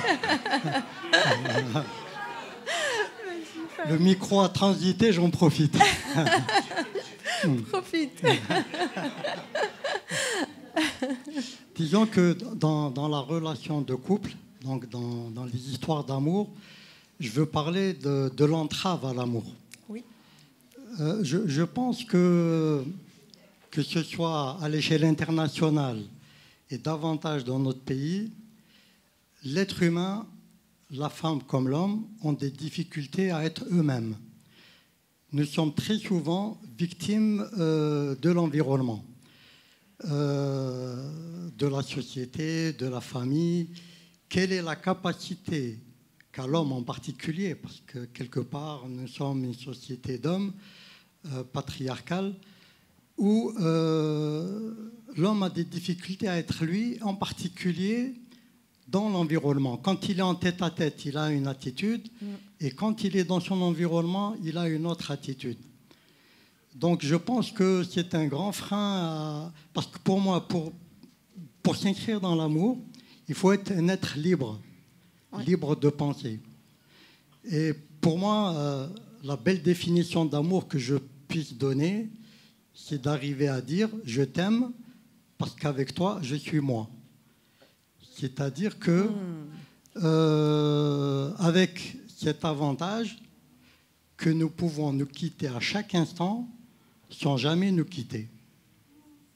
Ouais.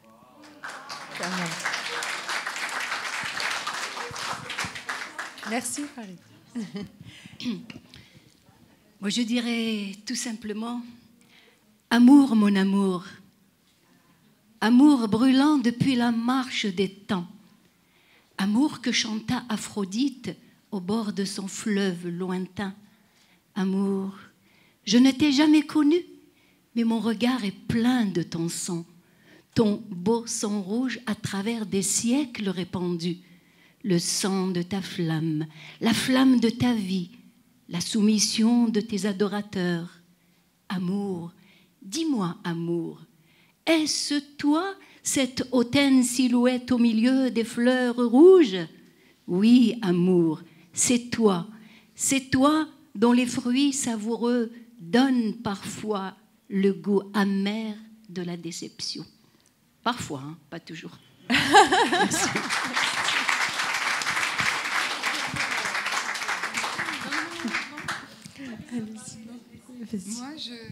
Moi, je voudrais parler, bon, c'est vrai, il y a l'amour entre les hommes et les femmes, et l'amour, parce que maintenant, on voit, moi, je vois, surtout en été, l'amour des femmes pour les femmes et l'amour des hommes pour les hommes. C'est un peu plus difficile à vivre ici, dans notre pays. Et de ça, je ne sais pas si on a des histoires là-dessus, puisque vous faites des enquêtes. J'aimerais bien que vous nous en parlez. C'est bon, regarde-le. Alors, il est vrai qu'on a parlé de l'amour entre un homme et une femme, mais il existe, effectivement, dans notre société. Je parle de notre société, ça fait 14 ans que je suis ici, je me sens viscéralement algérienne. L'amour entre une femme et une femme, ou l'amour entre un homme et un homme, je ne suis pas là pour porter un jugement. Mais ces amours existent. Ces amours existent. Ce sont des êtres, des femmes et des hommes qui souffrent éperdument du regard de la société, de la condamnation par la famille. Ce sont des êtres, des hommes et des femmes qui souffrent. Et voilà, que vous dire d'autre, si ce n'est que oui, oui, ça existe. Je ne sais pas si c'est considéré comme une barrière aujourd'hui à l'amour, mais en tout cas, ça existe effectivement. Il y a beaucoup de personnes qui le vivent, mais souvent cachées, comme beaucoup d'autres amours cachés d'ailleurs. Vous voulez réagir? Oui. Alors moi, je voudrais parler de l'amour à Alger, ou probablement pas seulement à Alger. Aujourd'hui, les Algérois ou les Algéroises se sont emparés de la technologie pour exprimer ou pour trouver leur amour. Je pense que les réseaux sociaux contribuent beaucoup à... Comme Alger n'est pas vraiment une scène très favorable pour les rencontres et pour que l'amour se réalise. Donc je pense qu'aujourd'hui, l'amour à Alger, en tout cas, c'est beaucoup empreint de technologie, voilà, sur les réseaux sociaux.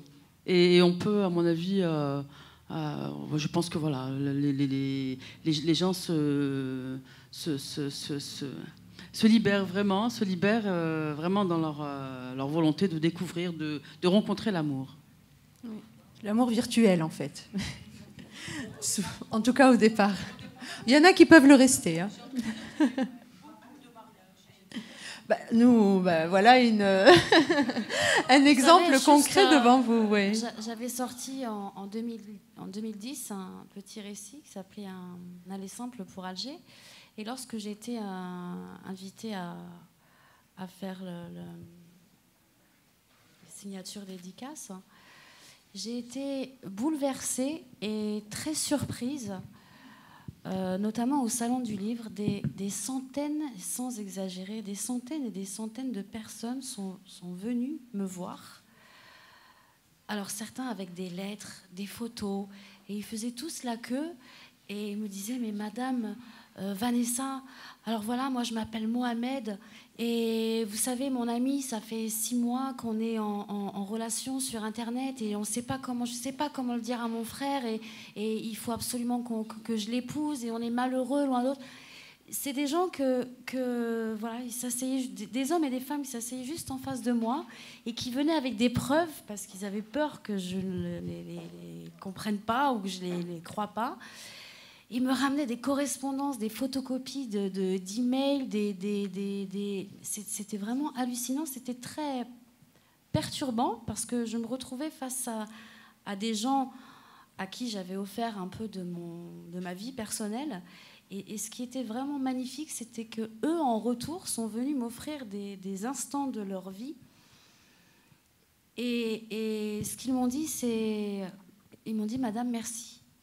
Merci parce que grâce à votre petite histoire, je ne sais pas quand est-ce que je vais voir ma chérie qui est dans qui habite à 600 km, on se cache pour s'aimer, etc., etc. On est là sur les réseaux sociaux. Mais je me dis que tout est possible. Donc ça a été vraiment très... Et je ne parle pas de une ou deux personnes, ça a été des centaines et des centaines de personnes, des hommes et des femmes. Alors au début, c'était très perturbant de voir ces gens qui... Et je vous assure, ils venaient avec des classeurs, des preuves. Alors ça me touchait beaucoup parce que je me dis, mais ils m'offrent un peu de leur vie. Et il y avait des histoires, donc, des histoires d'Algériens. Voilà, c'était pas une histoire d'un Algérien et d'une étrangère ou d'un étranger et d'une Algérienne. C'était les Algériens qui venaient me raconter leur vie. Et ils sont venus me remercier pour ça, parce qu'ils étaient sur le point d'abandonner. Ou alors venir me demander, mais comment vous avez fait, comment ceci, comment cela, parce que moi je ne veux pas laisser tomber, parce que je suis fou amoureux d'elle, parce que je veux la voir, parce qu'on a la famille à défier, parce qu'on habite loin, parce qu'on n'est pas... Et voilà, les réseaux sociaux, effectivement, il y a du pour, il y a du contre, mais sur les réseaux sociaux, oui, il y a des histoires virtuelles et puis il y a des histoires qui mènent, des belles histoires. Est-ce qu'il y a une autre question ? Un témoignage ? Moi, je serais tentée de vous poser la question. Hein. Si vous voulez prendre la parole, oui.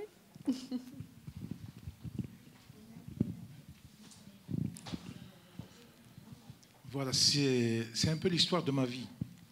Toute ma vie, moi, je suis né en 1955 à Médéa, durant la colonisation. Et j'étais à l'école française en 1960, à l'école maternelle, tout petit. Mais en même temps, mon père, il m'a mis dans une école coranique. Et comme Médéa, elle est connue par ses ulama, j'ai eu la chance d'avoir deux cultures, une culture française et une culture arabo-musulmane. Et j'ai eu la chance aussi d'avoir de grands maîtres. Même en islam, à Médéa, on a les deux écoles, on avait religieuses, les Hanafites, parce qu'il y a les Turcs qui sont Hanafites, et les Malikites, c'est les Nord-Africains. C'est deux écoles de pensée, hein, d'interprétation, qui n'ont rien à voir avec le... Et j'ai été élevé dans la tolérance, dans les deux... Et j'ai eu la chance d'apprendre beaucoup de choses, à l'école et à l'école. Donc, et cette double culture m'a poussé très tôt, à l'âge de 10 ans, 11 ans. J'ai commencé en lisant aussi le Coran, parce que je l'ai lu par cœur à l'âge de 8 ans. Okay. Et là... Racontez-nous votre histoire d'amour. C'est ce qui nous intéresse. J'arrive, non, parce qu'il y a des choses. L'amour, parce qu'à 11 ans, on commence à se poser des questions, surtout sur l'existentialisme. Je m'adressais directement à Dieu. Est-ce que tu existes ou tu n'existes pas? Et je voulais le rencontrer directement. Et pour moi, il était lié avec l'amour, parce qu'on avait ces deux choses. Et je lisais l'histoire du prophète d'une manière romantique. Comment il a épousé Khadija, qui était plus vieille que lui, qui était entrepreneur, et lui, il travaillait chez lui. Et il l'aimait. À notre époque, si on veut critiquer avec notre manière de critiquer le prophète, on dirait qu'il a épousé sa mère, par exemple, avec notre mentalité algérienne. Pourtant, il l'aimait, etc., etc. Et je me posais ces questions.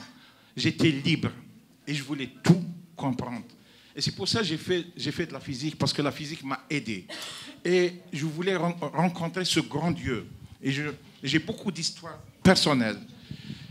Et là, j'aime aussi les poèmes. Et je voulais parler d'un grand chanteur algérien, Cheikh El Ghafour, dans une de ses chansons où j'admire, il dit, je vais la dire en arabe. Bien sûr. ربي خلقت الجمال فتنة وقلت يا عبادي اتقون أنت جميل وتحب الجمال فكيف عبادك لا يعشقون. Il y a même un hadith qui dit إن الله جميل ويحب الجمال. Dieu est beau, il aime tout ce qui est beau. Et là, c'est le problème des tabous. Il y a beaucoup de tabous qu'on pense que c'est de la religion, qui n'a rien à voir avec la religion. Dieu est beau, il aime tout ce qui est beau. C'est pour ça que je parle de l'âme. Les deux êtres, chose que je ne maîtrise pas, mais je l'ai vécu. J'ai rencontré ma femme avant que je la voie. Voilà. Et elle est là, voilà. Voilà. Et ça fait des années. Et je suis parti décembre dernier. J'ai été invité pour présenter une conférence à Londres à l'occasion de... C'est une artiste qui a exposé là-bas. C'est Barkan... je connais très bien. Voilà, qui m'a invité. Je l'ai rencontré par hasard. Je ne la connais même pas. Il m'a demandé de faire une conférence sur... Qui est de Médéa, d'ailleurs. Elle est d'origine de Médéa. Ah, je ne savais pas. Ah là là. Ah, et c'était les mathématiques, les sciences, l'art et le spiritualisme. Voilà. Parce que son exposition, elle m'a vraiment capté. Oui. Et voilà. Et là-bas, j'étais sûr qu'il y avait quelque chose qui va se passer. Et j'étais à Richmond, elle était à Richmond. Comme par ça, je ne le connaissais même pas. Et on s'est rencontrés dans un truc comme ça et on est tombés amoureux le jour même. Voilà une belle histoire. Super. Magnifique. Alors, le temps du vernissage de l'exposition est arrivé. Alors, est-ce que je pourrais prendre peut-être une dernière question ou intervention rapide ? Et voilà, avant de clôturer cette discussion, les jeunes n'ont pas trop parlé. Moi, je pense que les histoires de le romantisme existent toujours, je ne sais pas. Hein. En tout cas, ils s'expriment peu.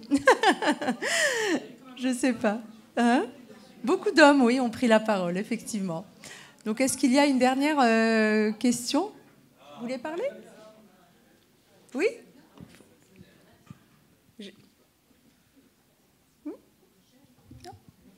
Bon. En tout cas, de toute façon, voilà, on peut poursuivre cette discussion. Merci beaucoup pour vos interventions. Merci, public, pour votre présence. Karine, tu voulais dire quelque chose ? D'accord, voilà. Merci encore. J'espère que voilà, il y a eu quelques réponses à certaines questions et que cette discussion vous a intéressé. Le prochain pupitre aura lieu donc fin avril, en principe le 30. On confirmera ça donc par mailing. Et là, on va aborder un tout autre sujet.